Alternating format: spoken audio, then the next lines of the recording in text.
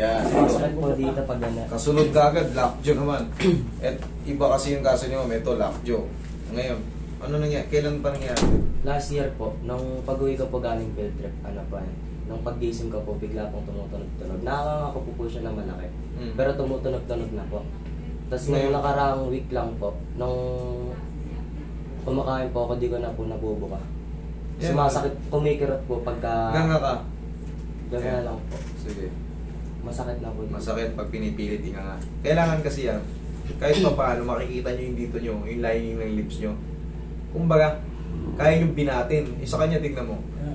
Pag pinipilit niya, Mas masakit. pumasakit na. Hindi may sagad. Kailangan yan. Sige, doon ka, Toy. Sige nga, yung kaya mo lang. Okay, Sara. Sige nga. Dahan-dahan, Sara. Okay. Isa pa nga. Dahan-dahan, Sara. Sandal ka ron. Last na to. Meron lang kaya. Meron lang tutulak sa'yo.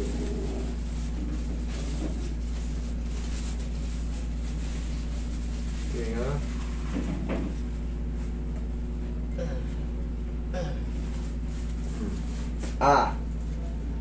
Yan, sagado. Pasok mo yung dalawang daliri mo yun. Sige, pasok mo yung dalawa. Sobra-sobra. Di ba? Ganyan. Nung tumutunog-tunog na kasi, siguro, pinilit mo pa yon. Kumbaga, alam mo na nagwa-warning na dapat. Kumbaga, pag-aralan nyo na to, yung ganito. Ilubog mo to. Okay, laki mo. Yan. Sara. Tandaan mo, pag hihigap tayo, ito, chin. Yung chin nyo, yung baba nyo, ganun nyo. Kahit gaano kalaki, mahihigap nyo yan. Basta ilubog nyo to. Ngayon kasi nagpo-forward yan, naglalak dito, sumasabit. Ang nangyayari kasi kay Utoy, umu-over dito, gumaganyan. Kaya, hindi niya maiganon. Pero pag inilubog niya yan, maingangan niya yan. Okay? Sige, kita mo, laki.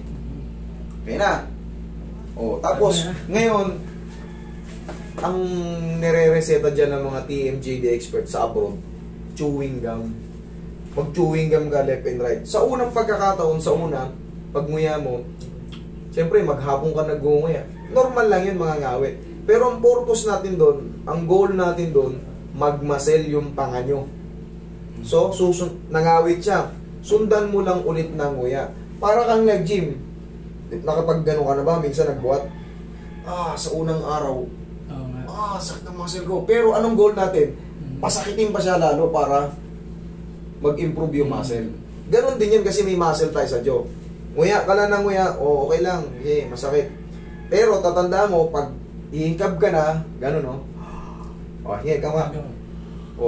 Kahit gano'n ka lang sige, kaya na. Pero may pa rin pa tumutunog pa rin po. Walang problema sa clicking, basta walang pain. Hawakan mo yung dito ko. Walang problema, basta nakakanga tayo. Basta walang pain. Kaysa naman, hindi na tayo makanganga, ang sakit pa. Ayan, nakakanga tayo, may tunog lang siya pero walang pain. Basta tandaan nyo, kukontrolin nyo yung higab nyo. Tapos, bugbugin mo muna ng bubble gum. Yun ang sikreto. Chewing gum lang yun. Tapos yung chewing gum mo, pag gumumuya ka, ganun lang, parang simple lang. Kumbaga makikita mo lang naglalaman yung dito mo. Okay? Pag nag-lock siya ulit, dalhin mo rito kung sakaling may ginawa ka. Okay? Kadalasan yan, pag mga puyat tayo, hikab tayo ng hikab. Kaso hindi natin nakokontrol yung hikab. Pag ganun ng hikab ulit. Sara, walang problema. Okay? Thank you.